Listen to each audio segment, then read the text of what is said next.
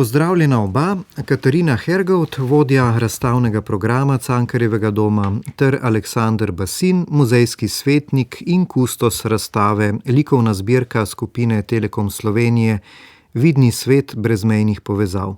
Pozdravljena oba. Dobar. Z več kot 100 deli ste napolnili galerijo Cankarjevega doma, gre pa le za približno desetino celotne Telekomove zbirke, kaj ne? Ja, težko opredelim, ali je desetina ali ne. Pustimo ulomke. Jaz vem, da sem v bistvu zbral 160 del iz približno 300, ki so bili selekcionirani. Jasno, zbirka je pa še večja, ne? No, eden od očitkov zbirkam podjetij, ki se kdaj pojavi, je, da so slabo ali sploh ne kurirane, torej da se dela nabirajo kar tako brez neke vsebine ali tudi kakovostne niti. Torej, kdo je kuriral zbirko Telekoma Slovenije skozi čas in kako so se dela pridobivala? Ja, ne vem, če smo midva pravi naslov. Jaz poznam gospoda Majzla, ustanovitelja Mobitela, in mislim, da se je z njim začelo to. In iztočnice so bile pravzaprav takrat, dokler je Mobitel živel. In to je bilo seveda pred Telekomom. Ampak on je imel nek odnos, ne, do umetnosti, ste mi razlagali, in se tudi posvetoval, ne, recimo z vami, gospod Basin. Ja, občasno sem jaz tudi svetoval, ja. In hkrati ga seveda prosil za podporo. In tako je recimo Mobitel podprl celoti mednarodni kongres likovnih kritikov, edini, ki je bil v Sloveniji leta 2005.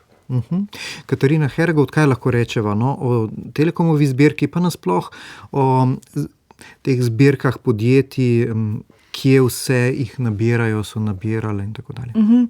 Jaz bi morda tukaj dodala, da, kot je že gospod Basin omenil, je to en del te zbirke. Zdaj teh okoli 1000, če rečemo, vseh, kar danes obsega, pa je ta res obširna zbirka, je tudi rezultat še dodatni, bom rekla, 2 kategorij, in sicer danes je v to zbirko spada tudi likovna zbirka Odvisne družbe Soline in pa seveda tudi umetniška dela, ki so prišla v zbirko preko mednarodnih slikarskih kolonij. In to so v bistvu ta dela, ki so dela tujih umetnikov, ker drugače zbirka bazira na slovenskih akademskih likovnih umetnikov, to je nekako prevladujoče. No. 20. in 21. stoletja. Tako nekje druga polovica 20. stoletja, pa 21. stoletja, nekako tako v grobem. Seveda v Sloveniji toliko obsežne, kakor je ta zbirka, bi jaz rekla, da je morda po številu Nova Ljubljanska banka zbirka, no, ki so tudi v bistvu zdaj... Generali. Pa generali, evo to.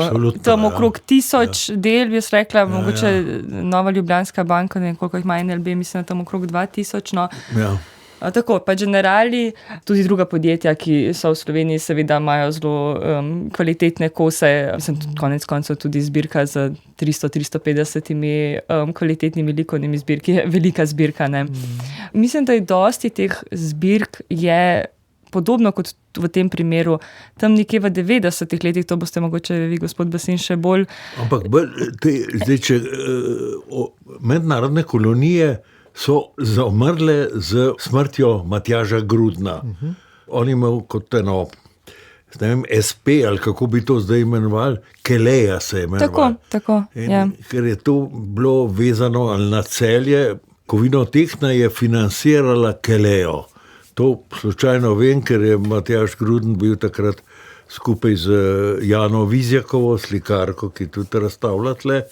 In Matjaž Gruden je imel eno širino, kdo mu je pa še svetoval, pa težko rečem, ampak dejstvo je, da je nekdanja tovarna Mila Salveti v Piranu, v bivši coni B, vem, da smo tam kupovali Salveti Milo, je lepo dišalo, ki ga drge, to ni bilo Zlatorog, ampak je bilo Salveti. In tam so ti prostori so se polnili z umetniki. Vse nekateri so, recimo Andrej Jemc je tudi tam še bil, ali pa kdo, Gustav Gnamuš je pač že pokojni. Mislim, da je bil kar Jemc, eden redkih, ki je še sodeloval na teh kolonijah, kjer so pa tudi hoteli Bernardin. Ne pozabiti, hoteli Bernardin so imeli lepo zbirko, ki se je potem na čuden način razvodenela. Jaz sam vem, da sem videl, da so odpeljali vhodna vrata, ki jih je Dušan Džamonja, so jih odpeljali na odpad. Skratka, ni se ravno pazilo. Ta privatizacija, dajmo kar roko na srce dati, privatizacija hotelskih domov je, redki so bili, ki so nadaljevali s kontinuiteto, pustili so, ali so pa dobile stvari noge, tako kot je zapisal nekdo v knjigi, vtisal, a so to tudi ukradene slike. Razmišljam, pa ne to publika na likovnih odmevih posluša, koga je ta oseba mislila. Ampak nekaj je tu zginilo. Marsikaj je zginilo. Tu so bili razni odhodi v pokoj, poklon ta slika, poklon ta. In tiste slike seveda niso nikoli več nazaj prišle. Lahko pa verjetno rečemo, da je včasih res tega bilo več, ne? Da so podjetja Ilirija Vedro, ki je kupovala. Jaz sam vem, da sem pomagal pri tem. To je bila arhitekt Šolmajerjeva od znamenite družine Šolmajer, je ona kupovala. Malo so, in to direktno v menzi so potem visele ali stali kipi in tako naprej. Malce je dišalo po malcah, ampak odkupljeni so pa bili. Ja, dobro istočnico ste mi dali, ker razmišljam, ali podjetje ali pa hotel, ne, še posebej, ko nabira zbirko, razmišlja tudi ali zgolj o tem, kako se bodo slike podale, ne, v pisarne, v dekorativnem smislu. No, saj tako razmišlja tudi marsikdo, ki kupi sliko za domov, bodimo iskreni, ne. Ja. Zagotovo, jaz mislim, da je verjetno bil pri vseh teh en določen faktor, zakaj izbrati določeno delo, ne, tudi to. Konec koncev tudi ta zbirka je bila ena od, bom rekla, izhodiščnih misli, ne, seveda podpreti umetnike, ne, ampak tudi kvalitetno opremiti poslovne prostore, ne, in pa izobraževati ljudi. Ne. Tako da gre to z roko v roki. Konec koncev, ja, absolutno je boljše, da je obešena grafika enega priznanega slovenskega avtorja ali avtorice, kot pač neka naključna iz neke trgovine. In ki je dopadljiva, ki lepo opremi prostor, ne, gospod Basin, temu se ne moramo izogniti, ne. Sigurno, ampak roko na srce, vsi novi hoteli v Ljubljani so brez likovne opreme.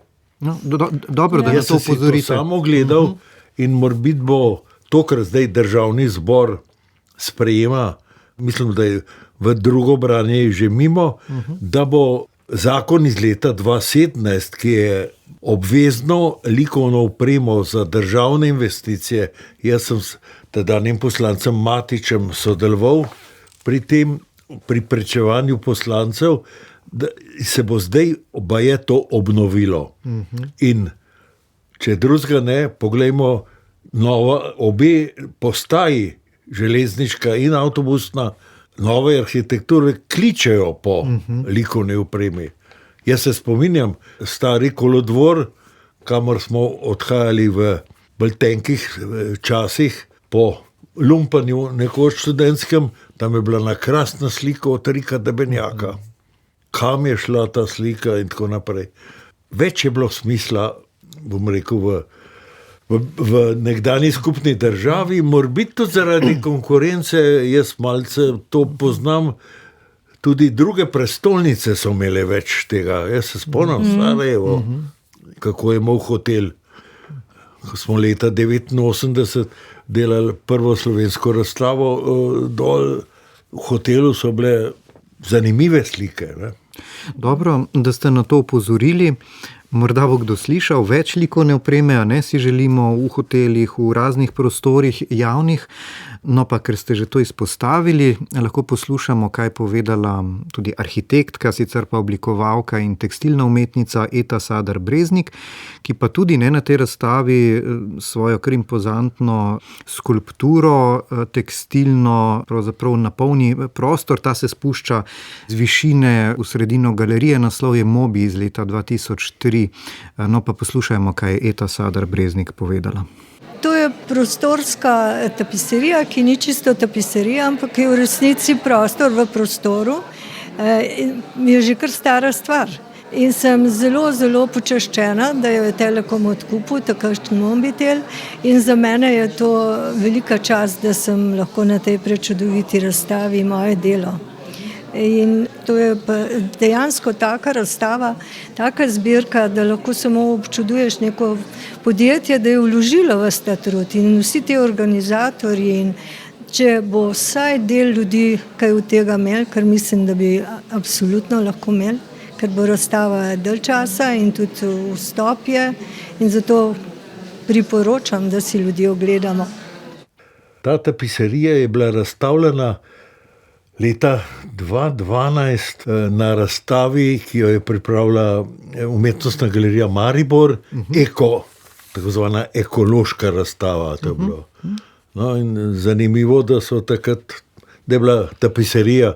Jaz ne vem, jaz sem bil tudi selektor, pa ne vem, sem jaz to vključil ali pa kdo drug, ampak to se pravi, da je Telekom lepo posegal, ali pa to je bil še Mobitel po mojem, in je odkupil neposredno iz te razstave. Skratka, očitno se je zasledovalo te avantgardne prireditve likovne po celi Sloveniji in skrbelo za to. To, kar pogrešamo. Žal bom skozi malce okrcal novodobne zbiralce, da jih opuščajo te zadeve, ne? Jaz sem želela v bistvu samo dodati, ravno ko govorimo o delu Ete Sadar Breznik, da je tudi, ko smo v bistvu začeli delati na tej razstavi in se je v bistvu hitro videlo, da gre tukaj za en zelo impozanten kos in se nam je pač seveda zelo takoj nujno potrebno, da se to vključi na samo razstavo. Tudi prav Etino delo, da je povezano s Cankarjevim domom, ona je v bistvu prav dotično za postavitev tapiserij v veliki sprejemni dvorani Cankarjevega doma prejela nagrado Prešernovega sklada. To se nam je zdela ena taka res lepa povezava, ker v bistvu nostalgična. Nostalgična, pa tudi s tem, da v bistvu se res poveže potem ta celostna podoba, ki jo pač delo krasi, tudi v bistvu v sami galeriji, v galerijskem prostoru ima neko osrednje mesto, tako da je bil to še en tak čist nevede v bistvu dodatek. Ureditev razstave in kataloga je žanrska. Me zanima, če velja tudi to za samo zbirko, če je tudi urejena na nek način, ker to ni samoumevno, načinov, kako kategoriziramo likovna dela, je več. Žanrska kategorizacija je ena od možnosti, torej krajina, figuralika, abstrakcija. Ja, ampak samo žanr je pravzaprav narekoval izbor krajine. Krajina je tisti žanr prisoten stoletja, da ne rečem tisočletja. In medtem ko stilne premene, ki jih zasledimo v tokovih figuralnih ali pa figurativnih, tle razlikujemo, in seveda in abstraktnih. In se mi zdi, da ravno abstrakcija je na tej razstavi lepo pokazana od tistih informelskih začetkov, ki so bili zelo šibki, na čelu z Janezom Bernikom seveda, ali pa grafikom Kovačičem, in potem, in recimo z Branetom Severjem. To so te trojka, ki ni bila nikoli še opredeljena. Jaz se spomnim razstave v Moderni galeriji Informela, kjer recimo ti avtorji, Bernik je bil, Brane Sever pa ni bil opredeljen, ampak Brane Sever je tipičen informalist, ki vzdržuje to svojo napetost materije. tudi v zadnji razstavi, ki je bila v Ekvurne. Mogoče še to, kaj pa sama zbirka, kako so te zbirke urejene, recimo, kako je Telekomova zbirka urejena? Zdaj dela so na različnih koncih, ampak je verjetno kategorija. Ni urejeno. To je bolj po prisotnosti slike v praznem prostoru. Recimo, ena največjih slik Grudnova, ki je tudi po Odmevih, da je ena najboljših slik, jaz to tudi trdim, nima prostora. Je deleč tako rekoč v podzemlju stavbe Telekoma. Saj jaz mislim, da je bila tudi v tem teža te razstave, ne, da smo jo v bistvu pripravili in tukaj smo se tudi v Cankarjevem domu z neko to mislijo, ne, v bistvu tudi šli v ta projekt, ne, da s tem, ko smo dela, ne, v bistvu prvič prezentirali ustrezno, se pravi, in ustrezno dokumentirali, predstavili, definitivno pripomogli k temu, da bo ta zbirka zdaj boljše in bolj ustrezno predstavljena, ne, in hranjena, kar je tudi en zelo pomemben kriterij. Ne. No, mene je že v katalogu pritegnilo sopostavljanje del, na razstavi se pa to še potem nadaljuje. No, recimo, slika Nikolaja Bera, Jesensko potovanje, je ob sliki brez naslova Giannia Borte. Prvo je olje na platnu, krajina v značilnih Berovih zasivljenih barvah zastrtih, ne, kot bi jih nekoliko pomešali z zemljo, tako jih jaz doživljam. Sitotisk Borte pa živo rdeč, rumen, zelen. Pa recimo Flora, to je na razstavi Flora Gabriela Stupice in nevesta Dragice Cvek Jordan. Ne. Nekatere so postavitve torej pokažejo tudi na slogovno podoben pristop, naprimer še delo Jožeta Šubica Sonce v zakojci iz leta 92 in Poletje Tuga Šušnika iz leta 95.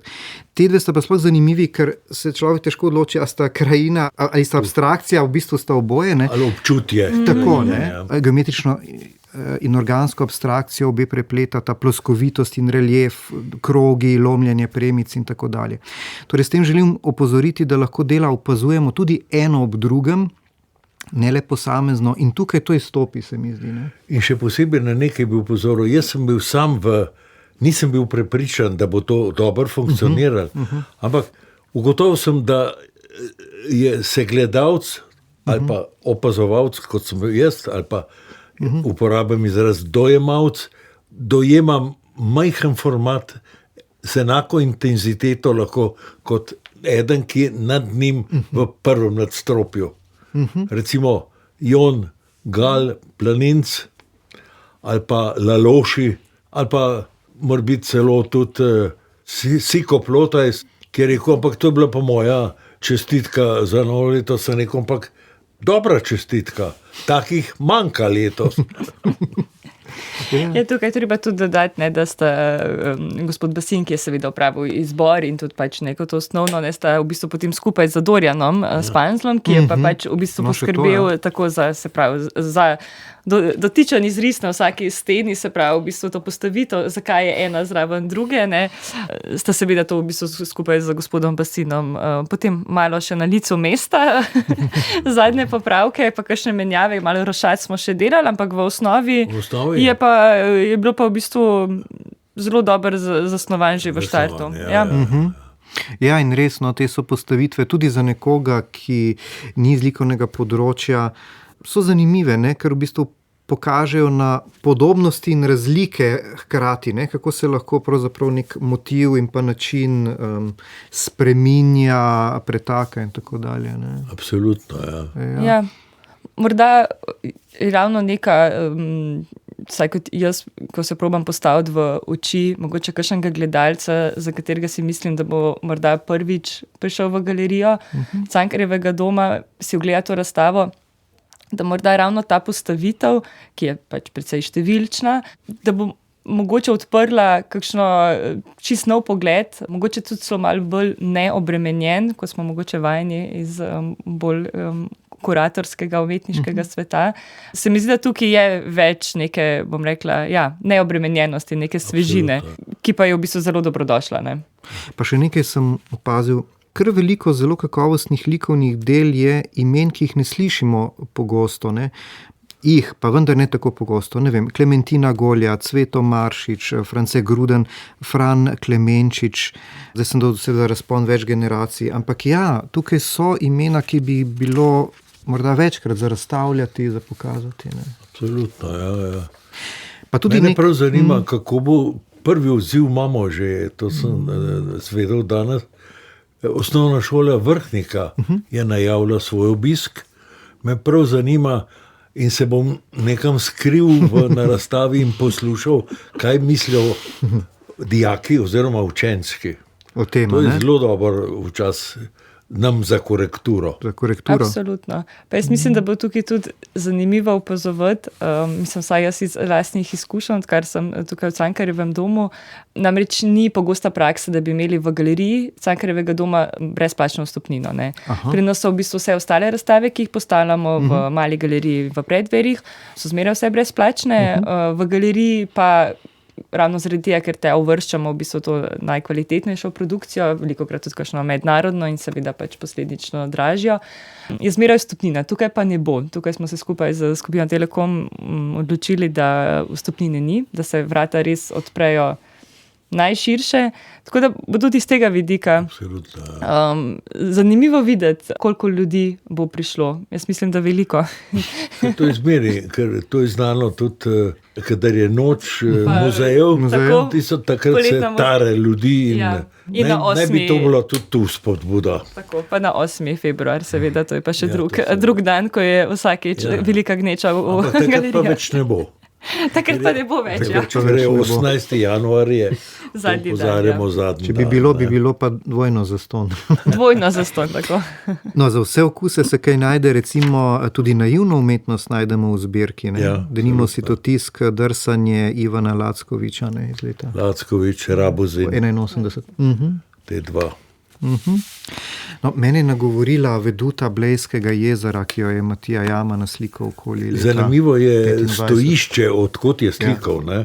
A je to tam zaka, nekje ni v sredi in stol se malce se vidi. Malce se Ne, vidi, tako ne? da je. Ja, ne, pa tudi res ta neka res zračna panoramska atmosfera, ne, te modri odtenki. Ja, zelo modro. Ja, ali od strani vstopa ta zelena, ne, ki Ja, ja. pravzaprav nakazuje hribe in tako Ja, zelo to je zanimivo. Pa tukaj tudi še ena pomembna stvar za dodatne, ko so se dela pripravljala za razstavo, so se res vsa dela vzela ven iz okvirjev, na novo preokvirila. To dotično delo je bilo pa tudi kar umazano in se ga je očistilo. Tako da zdaj te barve, ki so še toliko bolj, ker je zdaj res čisto na novo. In jaz sem videla sliko, preden je bila očiščena in je res zelo velika razlika. No. To je še ena zanimiva tema, te barvni zamiki, spektralni zamiki in tako, ki jih čas prinese. Ne. Nekatere se da povrniti, ne, samo z odstranitvijo laka, nekateri pa ostanejo za zmeraj. Ne. Ja, to dilema je zmeri. Ne? Pri Mona Lisi, ne, ena taka Ja. dilema. Zanimivo, da je Jože Šubic rekel, da so mu barve zbledele. Jaz sem mu pa rekel, ampak bakar ti pa ni zbledel. In tudi ni zeleni volk ga napadel. Ni, res je. No, če spregovorimo še o kiparstvu, nekaj del Jeržija Bezlaja, ne, recimo v zbirki. Med njimi je pa tudi nekaj takih, ki jih ne moremo premakniti, se pravi, si jih lahko gledamo v njihovem okolju, med njimi tudi Vodnjak na ploščadi Ajdovščina. Ne. Kiparstva sicer ni veliko, ampak to je sploh usoda kiparjev, pravite vi, Aleksander Basin. Ja, absolutno. Ne. Že tudi najnovejše javni vodnjaki niso delo kiparjev, čeprav bi morali biti. Pa nomina sunt odiosa, ne bom rekel tega, ampak jaz bi se pod tem vodnjakom najraje še v vročih dneh stuširal. Mislim, da ta novi kip ali kakorkoli že tam pri nami ne služi temu, kot pa recimo služi Lajovic Bezlaj, ta fontana tu. Pa bomo nekaj še o kipih iz Telekomove zbirke. Zdaj pa poslušajmo, kaj je pa povedal gospod Matjaž Počivavšek, kipar, ki tudi s svojim delom tukaj sodeluje. Predstavljam se, oziroma odkupljeno mi je bilo delo iz nekak začetka tega tisočletja, 2003. To je bilo obdobje, v katerem sem delal voščene, v bistvu reliefe oziroma voščene skulpture, se pravi direktno v vosek in odlite kasneje v bron. Potem sem to naprej razvijal, danes delam take velike skulpture, v bistvu tudi še vedno v vosku, ampak ostajajo v vosku. Tako da to je pač eno od obdobij v mojem delu. Dali ste zelo zanimivo iztočnico, da bo ta sodobna tehnologija, sodoben digitalni svet moral sodelovati z analognim svetom. Ja, lejte, mislim, da je to vsem nam jasno, da ne moramo živeti ne samo v analognem svetu, ne samo v virtualnem oziroma umetni inteligenci in vse to, kar se danes razvija, ampak da je treba to z roko v roki najti eno sodelovanje in iti naprej v prihodnost. In ta haptična izkušnja, pravzaprav gledanje reliefa, tega, kako je, kipar drsel z roko ali pa s šopičem slikar po platnu, to ima svojo dodano vrednost. Ja, seveda, lejte, to ne bo izginilo. To je tisto temeljno videti, čutiti, se dotakniti. To je bistvo našega ali pa človeškega in tudi ostalega sveta. Bomo rekli nekaj še o kiparskih delih. Eno zanimivo anekdoto ste mi povedali, gospod Basin. Jaz sem Roberta Nanuta odkril, ko sem pripravljal, ne vem, je bilo to 3. ali pa 4. mednarodni bienale, je bil že mednarodni, ni bil več jugoslovanski bienale male plastike v Murski Soboti. In to bil en mladec, ki se je pojavil tudi v Murski Soboti in za njim se je izgubila popolnoma sled. Enkrat je to razstavil, bil je Slovenec, živel je v Stari Gorici in jaz ga nisem več nikoli zasledil.